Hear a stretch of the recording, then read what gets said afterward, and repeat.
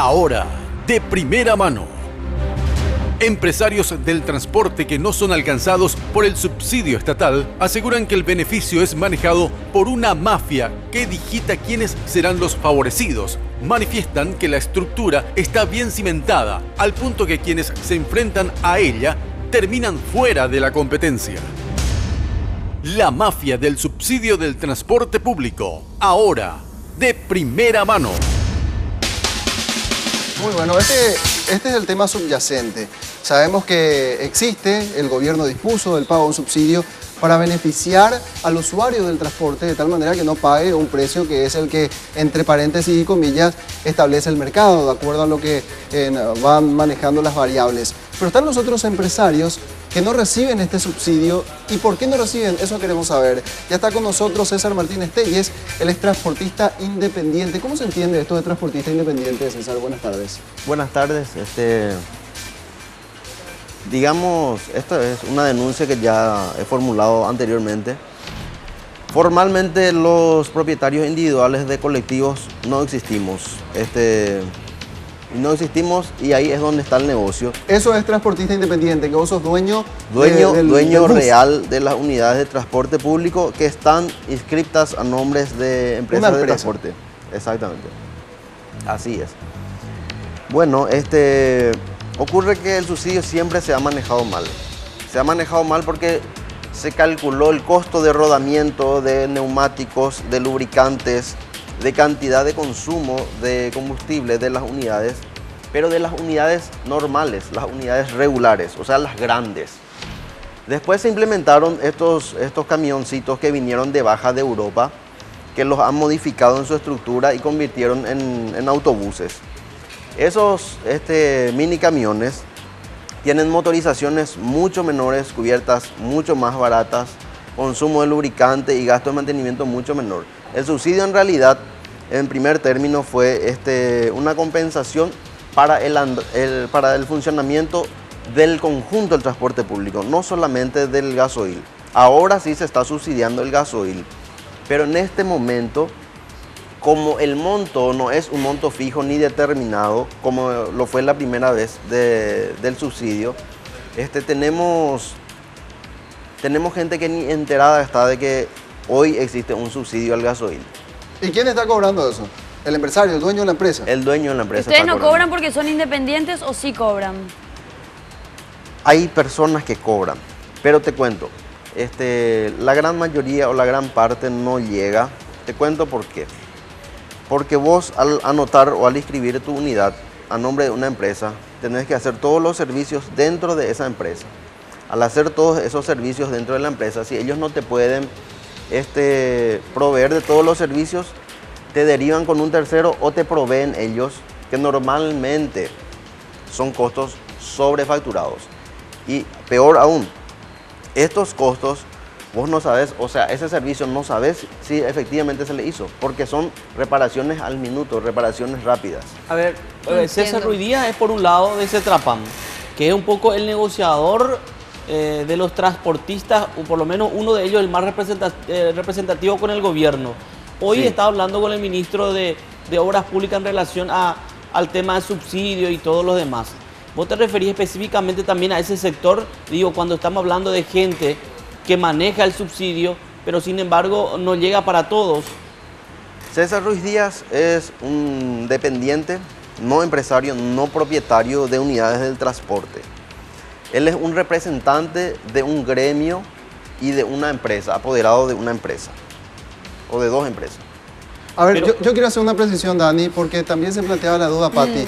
Básicamente este es el escenario y vos me corregís o agregás cosas. Empresario del transporte, empresa tal, se presenta con una flota de 30 unidades. Sí. Esa flota no le pertenece en su totalidad a la empresa tal, porque está el señor Carlos Telles, que es dueño de 10 unidades del transporte público. El subsidio se paga por boleto. Se hace un estudio de la cantidad promedio que mueve cada unidad y se saca que por bus se paga 1.600.000 guaraníes. Vos como propietario del bus te vas a la empresa X y le decís: estás cobrando subsidio, ¿por qué no me trasladas si yo soy el propietario?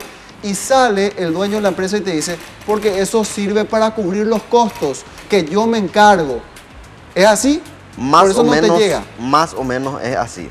O sea, siempre están buscando una forma de deducirte costos de modo a que ese ingreso no llegue a tus manos, a manos tuyas de vos propietario de unidad.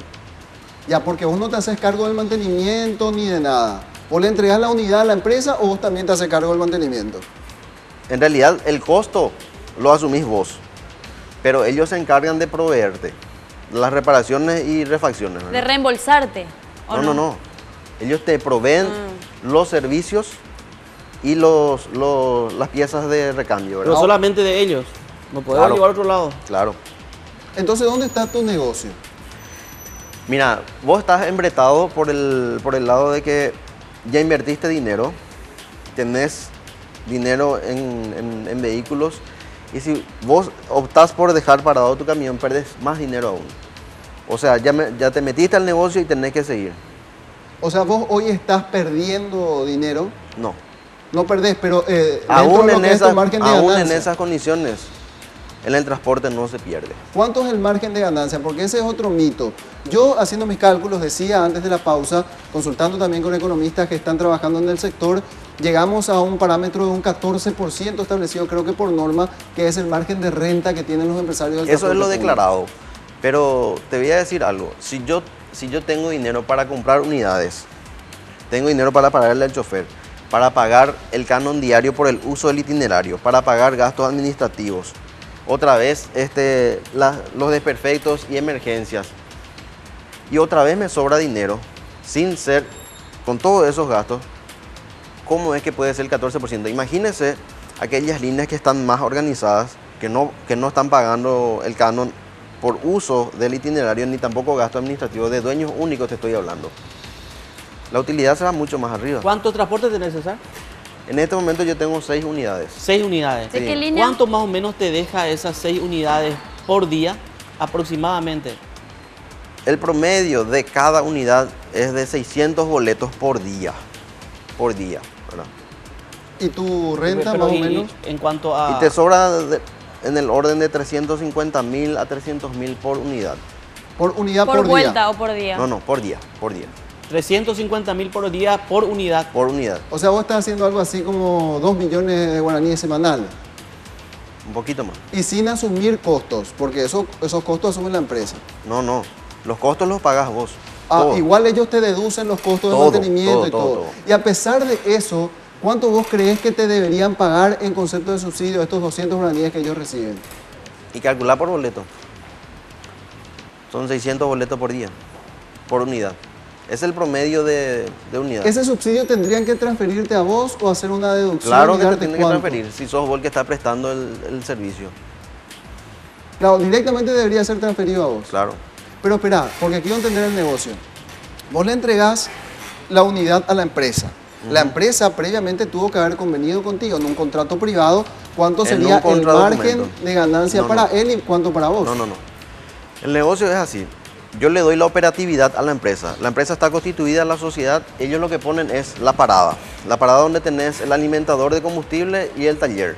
Eso es lo que pone la empresa y en algunos casos ponerle un 10-20% del parque automotor declarado. El resto son propietarios individuales como yo que nutren y dan la operatividad a la empresa.